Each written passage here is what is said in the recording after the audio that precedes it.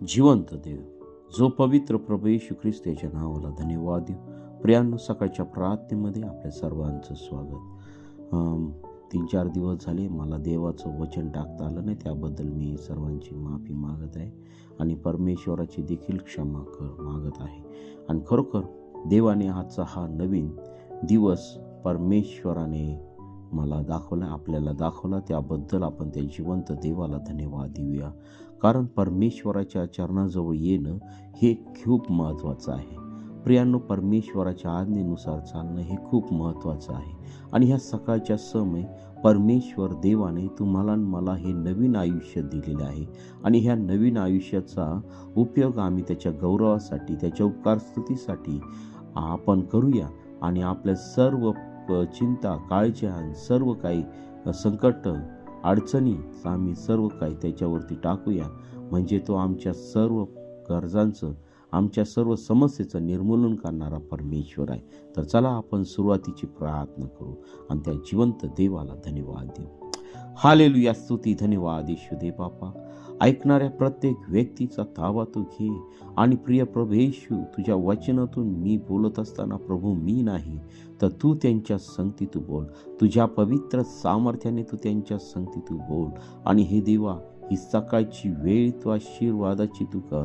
प्रभू, तू मला पूर्णपणे आरोग्य दिलेले आहे, त्याबद्दल मी तुझ्या पवित्र नावाला धन्यवाद देत आहे. प्रिय प्रभूजी, आज या सकाळच्या समय मी तुझ्या चरणाजवळ येत आहे.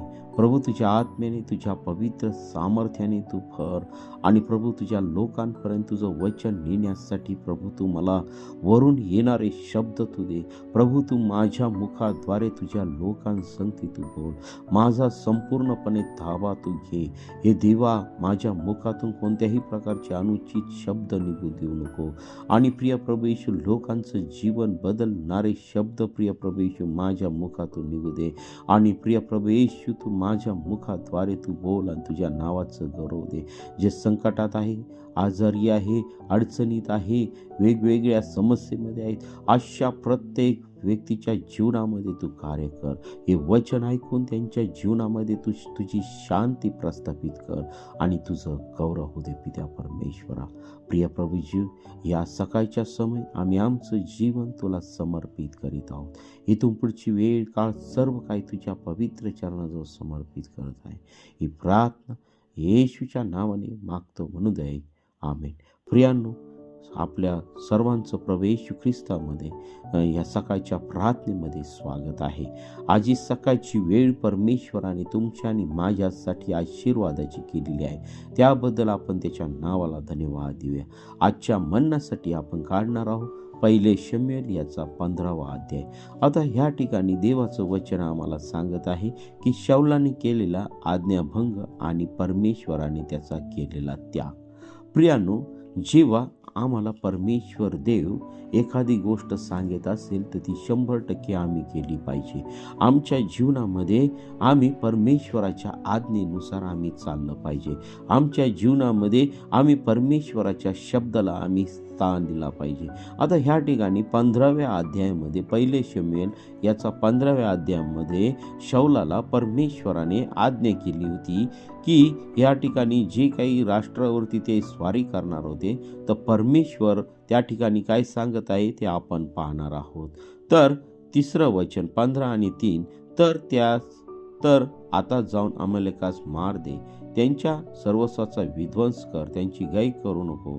पुरुष, स्त्रिया, अर्भकेत आणि बाळे, बैल, मेंढरे, उंट आणि गाढवे या सर्वांचा संहार कर. मग शाऊलाने लोका जमा करून तलाईम येथे त्यांची मोजणी केली, तेव्हा 2 लाख पायदळ व यहुदातील 10,000 पुरुष भरले. तर पहा, आता ह्या ठिकाणी पहा, परमेश्वर देवाने ह्या ठिकाणी शाऊलाला आज्ञा केली होती की सर्व गोष्टींचा संहार कर. आता पहा, ह्या ठिकाणी शाऊलाने काय केलेलं आहे की परमेश्वराने जी आज्ञा केली त्याप्रमाणे तो चालला नाही. आता देवाने जी आज्ञा केलेली आहे ती आमच्या जीवनामध्ये पूर्णपणे उतरली पाहिजे. प्रियांनो, ह्या सकाळच्या समय मी एकच गोष्ट सांगत आहे की आम्ही देवाचा शब्द जर आम्ही पाळला नाही तर त्याचे परिणाम आमच्या जीवनामध्ये भोगावयास आम्हाला मिळणार आहे. पण प्रियांनो, देवाने जी आम्हाला आज्ञा केलेली आहे ती आम्ही पूर्णपणे पाळली पाहिजे. पहा, ह्या ठिकाणी शौल राजाने, जो इस्रायलाचा पहिला राजा, देवाने त्याच्या अभिषिक्ताद्वारे तो इस्रायलाचा राजा त्या ठिकाणी केलेला होता, तो देवाचा शब्द ह्या ठिकाणी पाळत नसल्याचं आम्हाला दिसत आहे. त्यांनी धिटाईपणे परमेश्वराचा शब्द त्या ठिकाणी पाळलेला आम्हाला दिसत नाहीये. बघा, मग आता त्या ठिकाणी परमेश्वराने त्या लोकांवरती विजय दिलेला आम्हाला दिसत आहे. आणि मग पुढे ह्या लोकांनी काय केलेलं आहे की परमेश्वराने जे सांगितलं त्या सर्व गोष्टींच्या विरुद्ध ह्या लोकांनी केलेलं आहे. बघा, वचन 9 मध्ये जर आम्ही पाहिलं तरी पण शौलाने व लोकांनी आगागाला जिवंत राखले. त्याचप्रमाणे उत्तम उत्तम मेंढरे, बैल, पुष्ट पशु, कोकरे आणि जे काही चांगले ते त्यांनी राखून ठेवले. त्यांचा अगदी नाश करावा असे त्यास वाटले नाही, तर जे काही टाकाऊ व कुचकामाचे होते त्याचाच त्यांनी अगदी नाश केला. पहा, आता ह्या ठिकाणी त्यांचा स्वार्थ त्या ठिकाणी त्यांना लढलेला आम्हाला दिसत आहे. आमच्या जीवनामध्ये देखील आम्ही असंच करत राहतो. परमेश्वर देव आम्हाला आमच्या जीवनामध्ये संपूर्णपणे गोष्टींचा नाश करायला होत असतो. आमच्या जीवनातील सर्व प्रकारच्या ज्या वाईट गोष्टी आहेत त्या वाईट गोष्टी परमेश्वर देव आम्हाला काढवायच सांगत असतो, परंतु आम्ही त्या न काढता आम्ही आमच्या मनातील जो दुष्ट आहे त्या दुष्टाच्या इच्छेप्रमाणे आम्ही त्या ठिकाणी करत असतो आणि देवाच्या वचनाच्या विरुद्ध, देवाच्या शब्दाच्या विरुद्ध आम्ही चालताना दिसत असतो. आणि मग पहा, परमेश्वर देव अगदी त्यांच्यावरती कहर करतो आणि कहर केल्यानंतर त्या ठिकाणी त्याचा सर्वस्वी नाश होतो. देव हा प्रीती करणारा परमेश्वर आहे आणि जर आम्ही त्याचं ऐकत नाही, आमच्या जीवनामध्ये जर प्रार्थना नाही, आमच्या जीवनामध्ये जर त्याची आज्ञा पाळण्याचं काही नाही, तर प्रियांनो, आमचं जीवन शून्य असं आहे. आणि म्हणून मी तुम्हाला या सकाळच्या समय सांगत आहे की देवाने ज्या गोष्टी आम्हाला कराव्या लागल्या त्या तंतोतंत आम्ही पाळल्या पाहिजेतच. आज जे लोक देवाच्या वचनातून सांगत आहे प्रभू हा प्रीती करणारा परमेश्वर आहे, परंतु प्रीती करणारा तर आहेच, त्यांनी एका आज्ञेमध्ये या सर्व गोष्टी सामावून ठेवलेल्या आहे. परंतु परमेश्वर देव जे सांगतो आम्हाला ते आम्ही तंतोतंत पाळल्या पाहिजे. पहा, ह्या ठिकाणी शौलाने आज्ञा पाळली नाही. जे चांगलं ते स्वतःसाठी त्यांनी राखून ठेवलं जगातल्या गोष्टी आणि देवाच्या विरोधात तो त्या ठिकाणी उभा राहिलेला आम्हाला दिसत आहे. आणि मग ही गोष्ट देवापासून लपणार होती का? नाही प्रियांनो. आम्हाला वाटतं की आम्ही जे काही गोष्टी करतो ते आम्ही खूप आमच्या स्वतःसाठी चांगल्या करतो, आमच्या स्वार्थासाठी आम्ही करतो. कदाचित देव आम्हाला आमचं ठिकाण सोडून दुसऱ्या ठिकाणी जावायला सांगत असेल. प्रियांनो, आज आमची परिस्थिती आम्ही पाहत आहोत की सर्व देवाचे जे दासदासी आहे ते उत्तम उत्तम शहरामध्ये जाऊन स्वार्थ सांगत आहे, मंडळांचे मेंढरं चोरत आहे आणि पहा आज त्या ठिकाणी सेवा चालू करत आहे. मग ते काही कारण सांगतात की बघा त्या ठिकाणी त्यांना आध्यात्मिक अन्न भेटत नाही. प्रियांनो, मी सांगत आहे, ज्या प्रत्येक देवाच्या दासाला त्याची त्याची जी सेवा सोपवून दिलेली आहे ते त्याच्या कृपादानांप्रमाणे त्या ठिकाणी सेवा करत आहे. ते त्यांच्या जागी योग्य आहे, ते त्यांच्या ठिकाणी योग्य आहे. आणि म्हणून असं तुम्ही मंडळीमध्ये खोटं शिक्षण देऊ नका की त्या ठिकाणी पॉवर नाही, त्या ठिकाणी सामर्थ्य नाही, म्हणून तुम्ही आमच्याकडे प्रार्थनेला या. प्रियांनो, अशा मेंढरांना वेळीच वचक बसवा आणि वेळीच त्यांना शिक्षण द्या की तुम्ही आपल्या मंडळीशी, आपल्या देवाशी विश्वासू तुम्ही राहा. जर आम्ही आमच्या मंडळीशी, आमच्या देवाशी विश्वासू राहत नाही तर प्रियांनो, जे खरं शिक्षण आहे बायबलचं त्याच्यापासून आम्ही परावृत्त होत आहोत आणि दुष्टाच्या कळत न कळत आम्ही दुष्टाच्या शिकवणीप्रमाणे चालत आहोत. प्रभू येशू ख्रिस्ताने कधीच मंडळांची फोडाफोड केलेली दिसत नाही, कारण आपण एकाच शरीराचे अवयव आहोत आणि एकाच झाडाच्या आपण अनेक शाखा आहोत. प्रभू येशू ख्रिस्त हे आमचे एक पूर्ण मोठा वृक्ष आहे आणि त्या वृक्षावरती आपण त्याची मंडळी वसलेली आहोत. आणि पहा, ह्या ठिकाणी आम्हाला परमेश्वर देवाने जी काय आज्ञा केली होती ती शौलाने पाळलेली आम्हाला दिसत नाही. आणि मग प्रियांनो, पुढं पहा, मग देवाचं वचन कोणाला प्राप्त झालंय? मग शमूएलास परमेश्वराचे वचन प्राप्त झाले की मग मी शौलास राजा केले, याचा मला पस्तावा होत आहे, कारण मला अनुसरण्याचे सोडून देऊन त्यांनी माझ्या आज्ञा पाळले नाही. यावरून शमूएला संताप आला व तो रात्रभर परमेश्वराचा धावा करीत राहिला. सकाळी अगदी पहाटेस शमूएल उठून शाऊलास भेटावयास गेला. तेव्हा त्यास कोणी सांगितले की शाऊल कर्मेलास आला आहे. एक विजयस्तंभ उभारून चौकडे फिरून तो गिलगालास गेला आहे. शमूएल शाऊलाकडे आला तेव्हा शाऊल त्यास म्हणाला, परमेश्वर आपले कल्याण करो, मी परमेश्वराची आज्ञा पाळली आहे. पहा, या ठिकाणी शाऊल पूर्णपणे खोटा बोलत आहे. काय करत आहे शाऊल काय करत आहे? पूर्णपणे खोटं बोलत आहे. आणि मग आम्हाला ह्या ठिकाणी दिसतं की जे देवाने त्याला शब्द सांगितलेला आहे, देवाने त्याचं वचन जे काही सांगितलंय ते शाऊलाने पूर्णपणे पाळलेलं नाही. आता ह्या ठिकाणी परमेश्वर देवाने शमूएलास दर्शन देऊन सांगितले की मी शाऊलास राजा केला, याचा मला पस्तावा होत आहे. बघा, हे परमेश्वराच्या तोंडून निघालेले शब्द आहे. कदाचित तुमच्या आणि माझ्याबद्दल देखील असे शब्द परमेश्वराच्या तोंडून निघू शकतात. आम्ही देवाच्या इच्छेने न वागता, देवाच्या आज्ञेने न वागता आम्ही जगातील गोष्टींकडे लक्ष लावतो आणि परमेश्वरापासून दूर निघून जातो. प्रियांनो, ही आमच्या जीवनामध्ये एक बाजू आहे आणि ही उतरती बाजू आमच्या जीवनामधून आम्ही काढून टाकली पाहिजे. आमचं काही होऊ त्या ठिकाणी, आमचं आहीच झालं तरी काय हरकत नाही, परंतु परमेश्वराने जी आज्ञा आम्हाला केलेली आहे ती आज्ञा आम्ही तंतोतंत पाळली पाहिजे. आम्ही त्या आज्ञेनुसार आम्ही चाललं पाहिजे. प्रियांनो, ह्या सकाळच्या समय परमेश्वर देव तुम्हाला एकच गोष्ट सांगत आहे की देवाची आज्ञा पाळणं महत्वाचं आहे. या ठिकाणी शाऊल राजाने आज्ञा पाळली नाही. तो लोकांवरती लोटत आहे. तो राजा होता, त्याच्या हातात अधिकार होता, सत्य होती, तो जे सांगल तेच लोक करणार होते.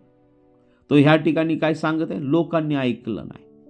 आता हा राजा होता, या राजाचं लोक ऐकत नाही, असं कसं काय होईल? प्रियांनो, याला स्वतःला मोह सुटला आणि त्या सर्व चांगल्या चांगल्या गोष्टी त्यांनी राखून ठेवल्या. परंतु परमेश्वराने सांगितलं की तू समूळ नाश कर, कारण परमेश्वराला माहित होतं की ह्या लोकांपासून देवाच्या लोकांना काय होणार आहे, पुढं त्रास होणार आहे आणि त्याचे परिणाम आम्ही आज भोगत आहोत. कारण देवाने जेव्हा इस्रायल लोकांना, जे देवाचे लोक आहे, त्यांना वचनदत्त देश दिला होता, त्यावेळेस परमेश्वराने त्यांना सांगितलं होतं की तुम्ही समूळ त्या ठिकाणच्या सर्व गोष्टींचा नाश करून टाका. तर ह्या लोकांनी त्या गोष्टी ऐकल्या नाही, त्या देवाच्या विरोधात गेले आणि आज ते परिणाम त्या ठिकाणी भोगत आहे. आणि म्हणून आम्ही परमेश्वराच्या आज्ञेत अधीन राहायला पाहिजे. परमेश्वर देव ज्या गोष्टी आम्हाला सांगत आहे त्या गोष्टींप्रमाणे आम्ही आमचं जीवन आम्ही केलं पाहिजे. आम्ही देवाच्या इच्छेप्रमाणे आम्ही चाललं पाहिजे. आम्ही देवाची इच्छा आमच्या जीवनामध्ये पाळली पाहिजे. आणि पहा, ह्या ठिकाणी पहा, पुढे 22व्या वचनामध्ये पुन्हा देवाचा दास त्या ठिकाणी सांगत आहे, तेव्हा शमूएल म्हणाला, परमेश्वराच्या शब्द पाळल्याने जसा त्याला संतोष होतो तसा होमांनी व यज्ञांनी होतो काय? पहा, यज्ञापेक्षा आज्ञा पाळणे बरे, येडक्यांच्या वपेपेक्षा वचन ऐकणे बरे. पहा, ह्या ठिकाणी कर्म मार्गाने आम्ही जाण्याचा प्रयत्न करतो, परंतु प्रियांनो, आज्ञा पाळणं हे सर्वात मोठं आहे. परमेश्वराचा शब्द पाळणं हे आमच्यासाठी सर्वात मोठं आहे. आणि म्हणून आमचं आईच झालं तरी परमेश्वराचा शब्द आम्ही पाळला पाहिजे. आणि पहा, आणि पुढे परमेश्वर देवाने अशा प्रकारे पहा, शाऊलाचं जे राजपणा होतं, राज्यत्व होतं, ते त्या ठिकाणी त्यांनी काढून टाकलेलं आम्हाला दिसत आहे. जेव्हा परमेश्वराचा शब्द त्यांनी मोडला तेव्हा त्याची गादी त्या ठिकाणी धोक्यात आली होती.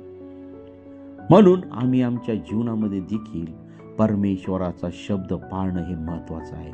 परमेश्वर देव आम्हाला अभिषेक करतो, परमेश्वर देव त्याची सेवा करण्यासाठी आम्हाला बोलवतो, परंतु जेव्हा आम्ही त्याची आज्ञा पाळत नाही, आम्ही चुकीच्या गोष्टींनी, आम्ही दुष्टाच्या गोष्टींनी आम्ही चालत असतो, तर प्रियांनो आम्हाला त्या सेवेतून परमेश्वर देव कधी हद्द पार करेल, आम्हाला कधी तो बाजूला काढून ठेवेल हे आम्हाला कळणार नाही. कदाचित तुमच्याकडे सत्य वचन सांगितलं तर लोक नसतील, काय हरकत नाही. 1 माणूस असू द्या, 2 माणूस असू द्या, 5 माणसं असू द्या, परंतु हे जे 5 माणसं आहेत ते जगाची उलटा पालत करणारे लोक आहेत, ते जग हादरून टाकणारे लोक आहेत, कारण ते देवाचे दास आहेत. होय प्रियानो, आज आम्ही असे लोक बनले पाहिजे की ते जे देवाच्या शब्दानुसार चालतात. आम्ही जमावला खुश करणारे नाही, आम्ही लोकांना खुश करणारे नाही, तर आम्ही लोकांच्या इच्छेने वागणारे नाही, तर आम्ही देवाच्या इच्छेने वागलं पाहिजे. देवाची आज्ञा आमच्या जीवनामध्ये पूर्णपणे पाळली पाहिजे. देवाचा शब्द आमच्या जीवनामध्ये आम्ही पूर्णपणे पाळलं पाहिजे. आणि आजचं वचन तुम्हाला आणि मला हेच आहे की परमेश्वराची आज्ञा आम्ही पाळली पाहिजे.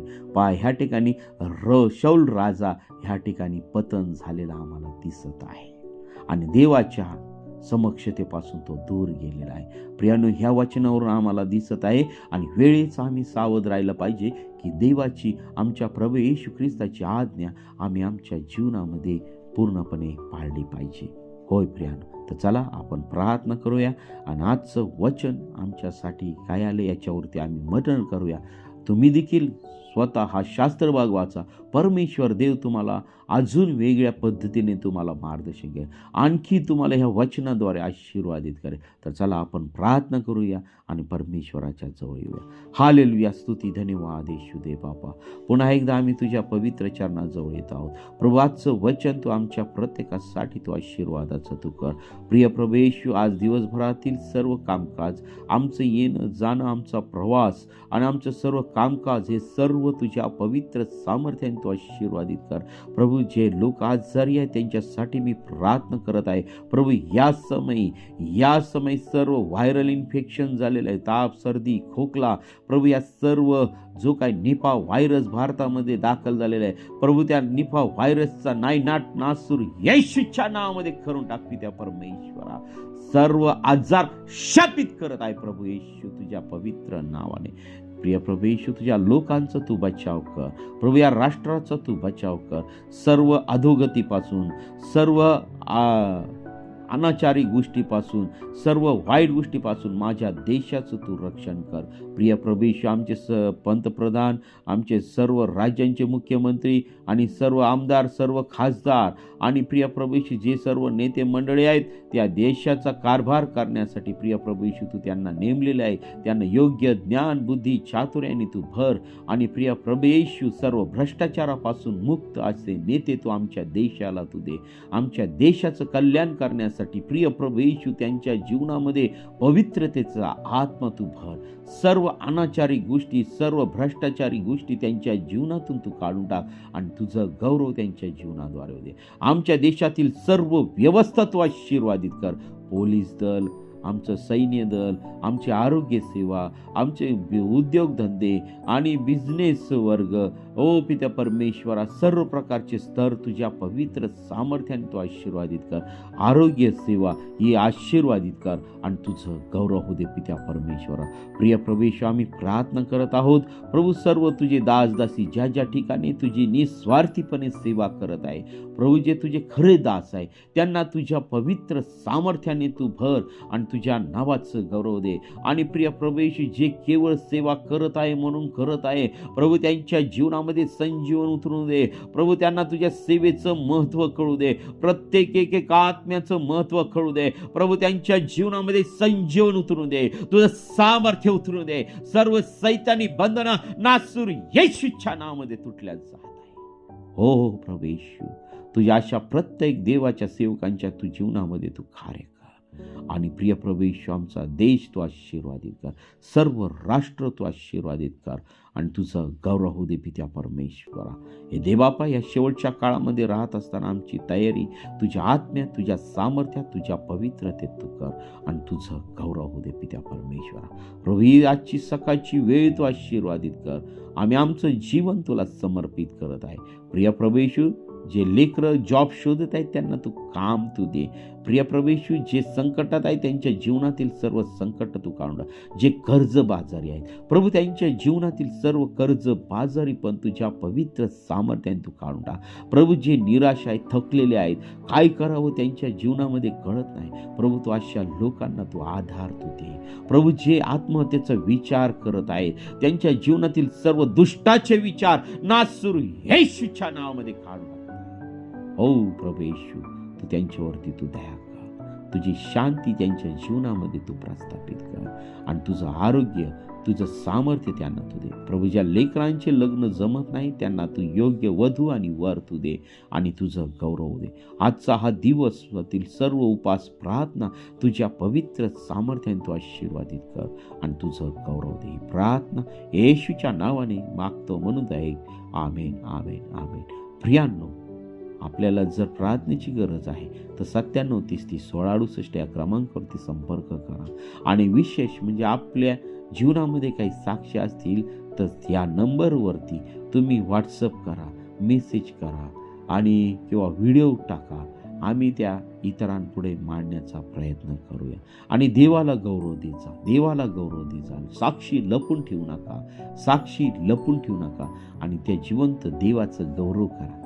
जिवंत देवाचं गौरव करा. आशीर्वादित व्हा. देव तुम्हाला मला आशीर्वादित करो. आमीन, आमीन, आमीन, आमीन.